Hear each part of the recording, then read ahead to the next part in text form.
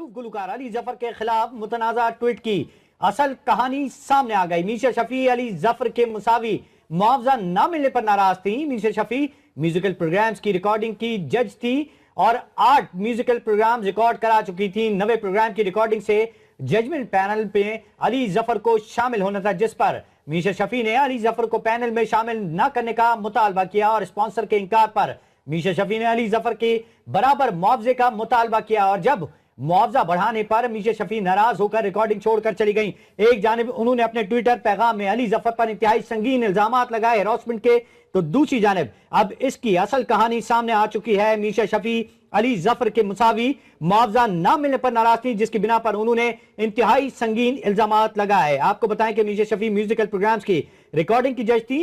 8 musical program record करा चुकी थी और 9वें प्रोग्राम की रिकॉर्डिंग से जजमेंट पैनल में अली जफर को शामिल होना था, जिस पर मीशा शफी ने अली जफर को पैनल में शामिल न करने का पहले मुतालबा किया।